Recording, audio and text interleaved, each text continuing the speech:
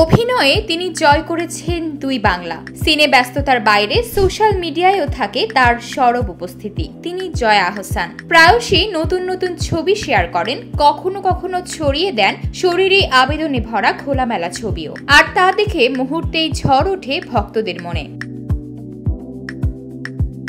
সম্প্রতি সামাজিক যোগাযোগ মাধ্যমে ফিল্মফেয়ার ওটিটি অ্যাওয়ার্ড 2024-এর কয়েকটি ছবি প্রকাশ করেন এই তারকা। সেই ছবি ঘিরে আলোচনা সমালোচনা যেন এখন তুঙ্গে, কারণ জয়া জামদানি শাড়িতে ধরা দিলেও তা পরার ধরনটি ছিল একেবারেই ভিন্ন। জয়া এবার ফিল্মফেয়ার ওটিটিতে একেবারে ওটিটি স্টাইল বা ওভার দ্য টপ আমেজে নিজেকে মেলে ধরেছেন। তাই তো জামদানি তিনি ব্লাউজের উপরে না পরে জামদানির উপরে ব্লাউজ পরেছেন, আর শাড়িটি ছিল ধুতি স্টাইলে পেঁচিয়ে পরা, বক্ষ উন্মুক্ত। তার পুরো স্টাইলিং এ দেশীয় আমেজ রেখেছেন তিনি। ব্লাউজ হিসেবে বেছে নিয়েছেন তাগা নকশার বাহারি কাপড়, হাতেও পরেছেন কাপড় দিয়ে কভার করা মোটা কিছু চুড়ি, কোমরবন্দিতে ঘুঙুর, আর হাতের তালু বক্ষ লাইনে বাহারি টিপ সাজানো।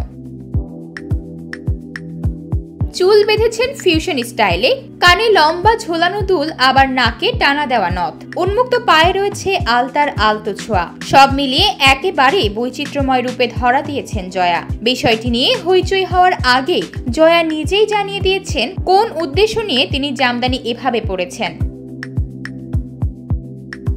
তিনি ফেসবুকে ছবি শেয়ার করে লিখেছেন, সব সময় আমার সাজ পোশাকের মাধ্যমে আমি যে সংস্কৃতি থেকে উঠে এসেছি তা উপস্থাপন করার চেষ্টা করি। অনেকদিন ধরে আমার পরিকল্পনা ছিল একটু অন্যরকম করে জামদানি শাড়ি পরব, আর তার জন্য ফিল্মফেয়ার অ্যাওয়ার্ডের চেয়ে বড় মঞ্চ কি হতে পারে।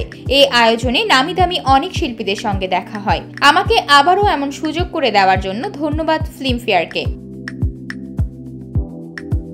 জানা গেছে জয়ের এই শাড়ি তৈরি করতে প্রায় 6 মাস লেগেছে। তবে এভাবে বক্ষ উন্মুক্ত স্টাইলে জামদানি পরাকে অনেকে প্রোগ্রেসিভ মনে করলেও কেউ কেউ তা মেনে নিতে পারেননি। তারা তীব্র সমালোচনা করেছেন জয়ার। এ প্রসঙ্গে অবশ্য জয়া এখনো মুখ খোলেননি।